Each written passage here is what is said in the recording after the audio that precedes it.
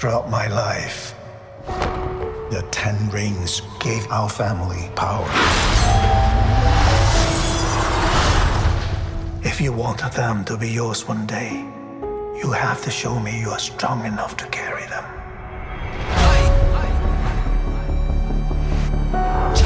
You are a product of all who came before you. The legacy of your family. You are your mother.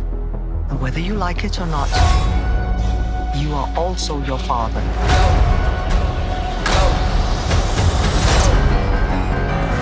I told my men they wouldn't be able to kill you if they tried.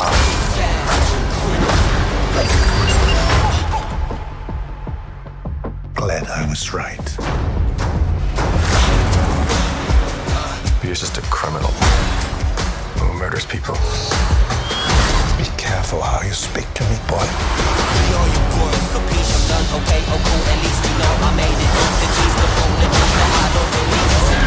I thought I could change my name, start a new life. But I could never escape his shadow.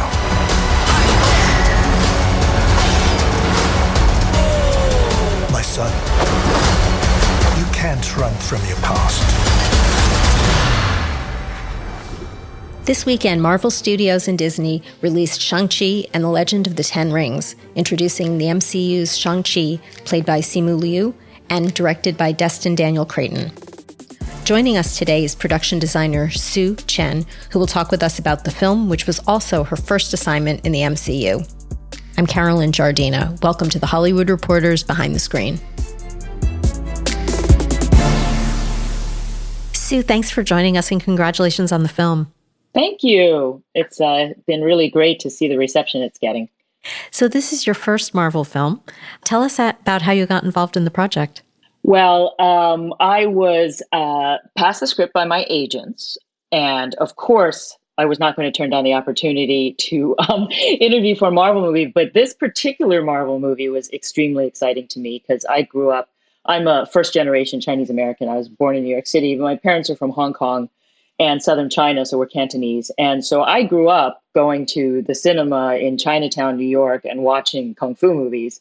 It's just like part of my DNA. And so when I got the chance to do like a huge Kung Fu movie, I thought, okay, I'm probably not going to get this movie because I've never done a big action movie, but heck, I'm just going to go in and talk about what I want to talk about and how I would do the movie. And so it was actually a really fun interview. Destin is just a lovely, lovely guy. And the fact that there was actually only the sort of rough outlines of the story that they were willing to share with me, because, Marvel's very secretive, it gave me a lot of freedom to just go in and just talk about what I think is important about not only, Kung Fu movies and how to build sets for them, but also just culturally, about being the diaspora Chinese, part of a diaspora Chinese community in America, and how the time seemed to be good to be bringing stories for all diaspora Asians, but not just Asians, like, anybody, because everybody really enjoys martial arts films, and Marvel plus martial arts seemed like it would be a winner. What were some of the cultural elements and some of your favorite martial arts films that influenced your work? Well, obviously Jackie Chan's work was always at the forefront of all of our minds, and certainly mine. I mean, he was a great Hong Kong action star. There's a lot of comedy. There's a lot of just, vivacious work with the sets. I love the idea that the sets and the props and the furniture would all get used, which we did do, which is wonderful. And then, movies like Kung Fu Hustle, and certainly more arty films like the work of Zhang Yimou and people like that. There's just so much to choose from. I think all of it, we were all so excited when we started working on to just, reintroduce ourselves to those movies. And so I'd say it was all influential. I mean, we really tried to give a little taste of everything in this film, and I hope we succeeded. And then cultural influences, when you grow up Chinese American household, there are all these holidays and all these traditions and all these foods and all these things that you just take for granted that you celebrate them. There's stuff that you do as for filial piety, for your ancestors, to honor the seasons. There's so much that you do. And so it was fun to bring these things either explicitly or implicitly into the stories and into the sets. Really, so much that I can't even name all of them. Our folders of research were brimming, and I don't even think we covered nearly everything that you could have covered in Chinese culture. Is just too long and too deep. Well, you designed the 10 rings in the film. Would you talk about that design and your influence specific to that? Well, as you know, the logo for the 10 Rings has already made an appearance. It was in an earlier incarnation when the initial faux Mandarin was introduced to the world in Iron Man. And so we didn't want to divert too much from that. And the studio, Marvel, didn't want us to go too far from that, because that's still a part of the culture, the Marvel culture and the stories. So we took that idea, the literal 10 rings with an emblem in the center, and we turned it into what Wen Wu's character would have done in his time in the ancient, period when he first gained the power and started the organization. So we really wanted to riff on the idea of the traditional Chinese script. It's called Bone Script. It's one of the names of it is Bone Script. And we took the word strength and we found as many ways as possible, or at least 10 ways, to write and embody the notion of strength. And then we made those our characters around the 10 rings. And then the crossed weapons in the center, we looked at several different options of ancient weapons that had a nice graphic quality, and we did several versions of that, and then worked with Destin and Marvel and looked at the ones that were promising. We played around with the script. We looked at using brush strokes for the ancient times, and then we modified it for the contemporary version of Wen Wu's organization. I mean, the savvy viewer will notice that the Bone Script is replaced by traditional modern Chinese characters, the same characters but rendered in the contemporary script. And so that's pretty much how it went, and we were pretty happy with it. So turning to the sets and the locations, a lot of this is sets, you said. Yes, we built everything, pretty much. The village of Ta Lo, for instance, was built in an empty reservoir hillside outside of Sydney. It was basically just an empty field, and we built the entire village there. And it was surrounded by a blue screen. We built the bamboo dome. We built all the buildings. We built the temple. What else did we build there? We probably used all the bamboo in all of Australia. It was pretty much shipped to us in Sydney. We just had loads and loads of bamboo, and we created bamboo groves everywhere. And then we used all the stages at Fox Studios Sydney, and we put sets into all of them. And then when they were done shooting, we put different sets into them. So lots of building. Well, let's talk about Ta Lo. Do you want to begin with the bamboo forest? Well, Ta Lo has several components in the film. The first time you see Ta Lo, it is when Wen Wu meets his future wife, and they have this lovely, battle in a beautiful bamboo grove. And we built that on stage. We created that entire magical, water-filled, green-filled environment on stage, partially because we had a lot of control over it, and we could then expand the world beyond. So a lot of bamboo went into that. And then once that was done shooting, we then, the second part of the village, well, there's many parts, but the big part of the village was built on location. And again, we liked the notion that this was a magical secret place that you could only access through, I'm not sure, like spoiler wise, I probably shouldn't say that much, but the way to get to the village is a magical way. It's not like you can just, find it on a map. And so we had to create the interstitial parts between the human world, our world, and how you get there. So part of the way that you get to the actual village, which is, on a body of water, is that, you just have to pass through a lot of different areas with magical creatures. And some of that stuff was built. Some of it was visual effects. But we in the art department visualized all of it and passed that on to our friends in visual effects. And, we had cars driving through and things of that sort. So little pieces of it were all designed by the art department. But then when the village came along, we wanted this notion that when you enter the village, it's anchored or centered around an ancestral temple. So that's the largest piece of our build. And we built an entire temple, really. Like you could have, you know, you could see that temple in almost any small town in China, probably.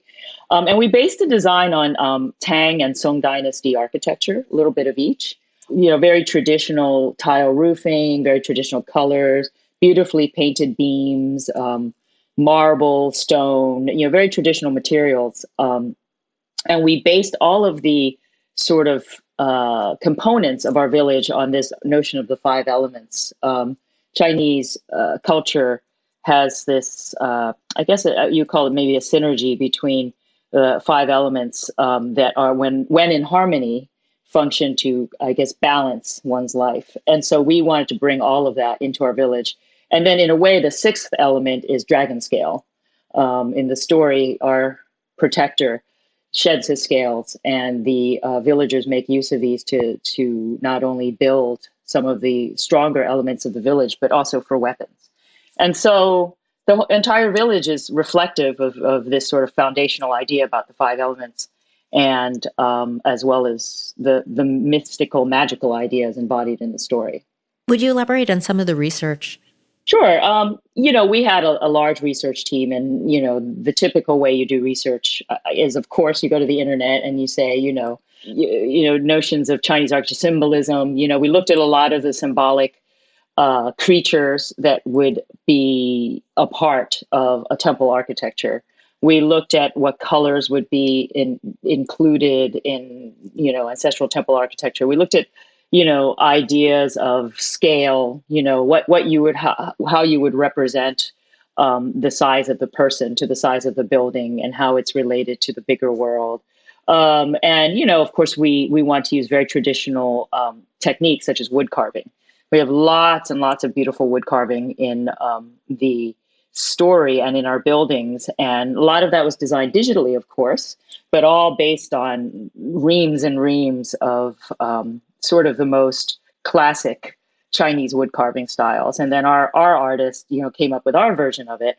And, you know, if you look closely at the paintings and the carvings within the movie, they're all related to Ta Lo. They're all telling the story of Ta Lo. There are a set of screens inside the temple, which literally depict, you know, the waterway and the cave that the villagers are guarding against across the way, but you'd have to be looking really closely to see it. And so there's a lot of storytelling in all of the craft work that is, you know, I think that you'd have to freeze the frame and look at it, but there's a lot of great stuff there. Oh, and then if you were to look closely also at Wenwu's compound, before he marries, the compound is representative of, you know, more his rise to power, and is more heavy, and is more, the symbolism in there has nothing to do with Ta Lo. But then once he marries and his wife comes into the picture, everything is replaced. The carvings, all of it, the windows, with things that represent Ta Lo. So it might be floral things. There are these kapok trees, which are the big red trees with the flowers. You start to see those in the woodwork in the doors. Bamboo, obviously. And then in the studio where she practices her martial arts and trains the children, the three walls, and also where the dragon's eyes go in, those are all the story of Ta Lo, or a part of the story of Ta Lo. So you see that reflected in his home once she comes into his life. You read my mind. That was actually my next question. It is softer, and you see her influence in that period. Do you want to elaborate on some of the details that you changed in order to create those two different feels? Well, in the ancient version of his compound, the Ten Rings logo was embedded into the courtyard, for instance. And the courtyard is used to train soldiers. It's really a place of, might and fighting and that sort of thing. And we eradicate that and turn it into a beautiful garden. And things like the footbridge that crosses over the stream, that footbridge we took it and put it in the village. The idea being that she brought the same design of the footbridge into the area. And in place of the logo, there is a beautiful stone mosaic of a phoenix. And of course, when you get to the village, all the phoenixes are flying around. And so many of the little animals turn up. But also there's feng shui at play in how the layout of the garden, each of the four directions is represented by a different plant, a different flower, which is also seen in the village. And if you were to notice the carvings on each of the screens, on each of the doors, on each side of his compound, when he marries, you would see that those motifs are repeated in each area. So there are things like that, and of course, the biggest representation of the village really is her studio where she practices. Because we have the dragon on the one wall, and he is facing a carved mural of the Mountain of Souls. I'm not sure what you're actually calling it, the Mountain of Souls in our movie now.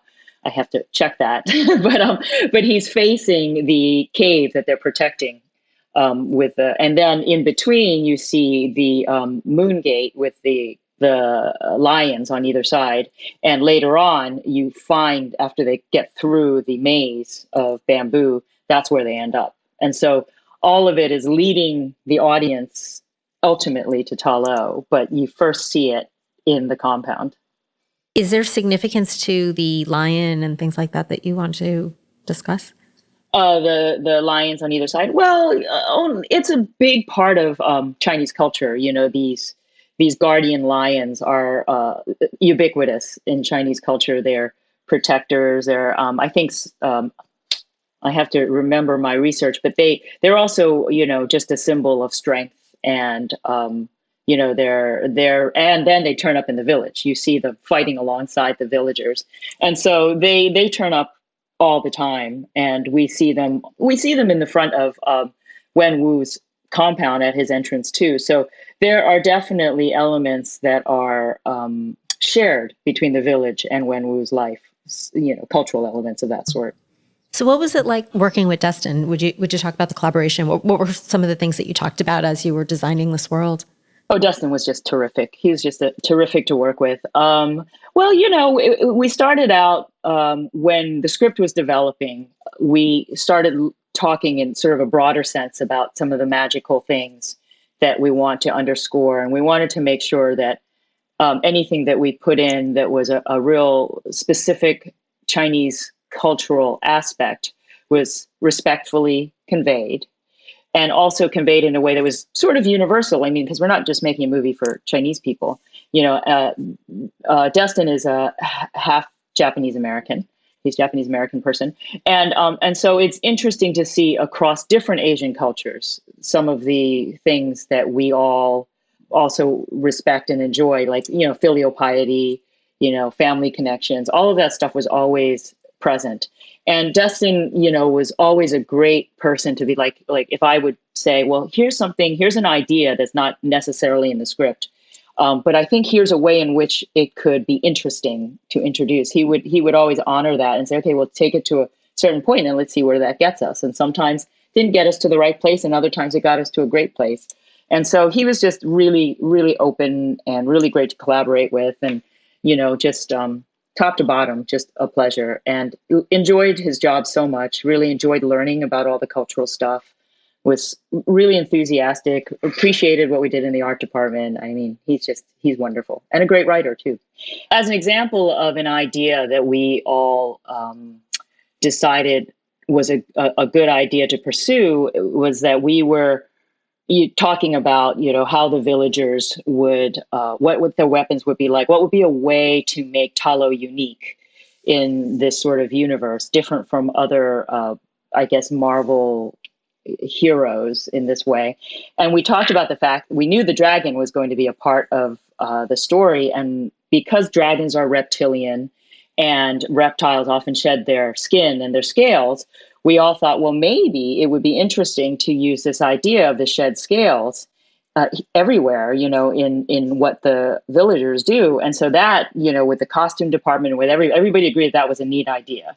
So we start developing, how would you turn scales into weapons? How would you use them to create, doors. How would you use them in the costumes? How could you tip the arrow tips, bows and arrows with them?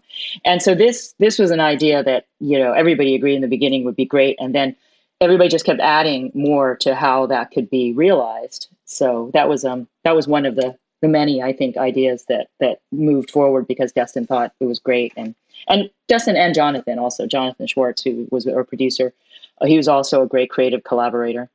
Like all Marvel movies, there's certainly a lot of visual effects in this. Would you talk about collaborating with Christopher Townsend, the visual effects supervisor? Yeah, Chris Townsend and his team were very, very great. I mean, they were a great team, and he was on very early, earlier than I think, but he was one of the first people I met. And he was really, really excited when he saw that many of our sets were actually 360-degree builds, where he wouldn't actually have to do too much enhancement. But despite that, the sets where he knew he had to do a lot, he was so collaborative. Whenever we scouted lots and lots of locations, or we had people scout what would be maybe the village, what would surround our village in real life. And because of COVID, we had plans to shoot Vietnam plates as a potential exteriors for our village. But when COVID stopped that from happening, Chris was just painstaking with his vendors in really looking at the things that we all loved, that we all discussed, that we all loved and agreed upon, and really, using our concept art and expanding upon that. So he was just terrific to work with. One of the things that he and I worked with really closely to come up with a good idea on how to tell this one story point is when they put the dragon's eyes into the dragon at Wenwu's compound. And, I think magic bullets have happened a lot in movies, and we were trying to find a way to do that would be different and specific to our story, and just that could wow the audience and be something they hadn't seen before.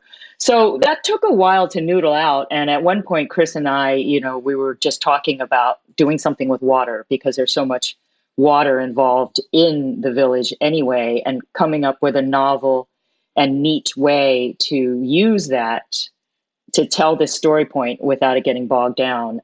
And so, I would send him some research and he would look and go, oh, that's kind of cool. And then we'd discuss it. And then my artist would come up with something and then he would finish it, because there's only so far the art department can go. But it was just really fun working with him and knowing that he would also honor the things that we designed and see them through to completion. Is there anything else you wanted to add about the bamboo forest? When Wenwu and Lee meet, certainly was very reminiscent of Ang Lee's Crouching Tiger, Hidden Dragon. Yeah. I mean, it's true that we didn't want it to feel cliche, obviously. When you choose to have a lot of bamboo in a martial arts scene, I suppose everybody's gonna be like, oh, they did that in Crouching Tiger. But, Crouching Tiger wasn't the first ones to do that either, And I think that we really... I think that the fight really was a great way to introduce what the 10 rings can do, while at the same time creating this sort of beautiful dance choreography between the two of them. It was complicated to design that set to fulfill all the needs of the stunt department. I mean, the stunt rig and the way that they had to wire everybody and get them to do things and all the rehearsals needed was definitely very time consuming, and we had to tweak the set to make it work. But all of that was really fun. We had our bamboo, for instance, on these wagons. They were all on these little sort of mobile skids that we could put little motors on and shake so that they would kind of move, and that we could move around to suit whatever the action was. And that was really fun. I mean, just the technical aspects of creating a set like that. It's also fun that the space needed for a fight like that is considerable, but the set looks much huger than it really is, thanks to our friends in visual effects and thanks to the fight choreography and how they edit it to move the actors around. So, that was maybe as much as any set, maybe more, a nice exercise in set design plus fight choreography plus visual effects. I feel like it all worked out really nicely there. You referenced COVID before. What was the schedule? When were you designing the sets and when were they shooting? Well, we did a lot of design work in America, in Los Angeles, in the summer of 2019. And then we went off to Australia and started continuing the designing and building it. And that really happened all through the fall of 2019. And we were actually by the beginning of 2020, when COVID was first starting to happen, we were getting ready to shoot. And we managed to shoot, maybe I can't remember if we were a week or 2 weeks in when everything stopped. And so most of our sets were either halfway through completed. Some of them had been shot, but we were not anywhere near done.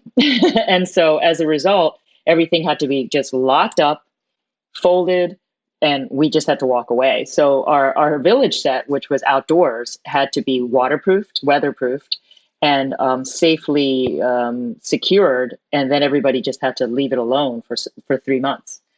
So basically from, I think we were shut down in March, and we didn't come back till July.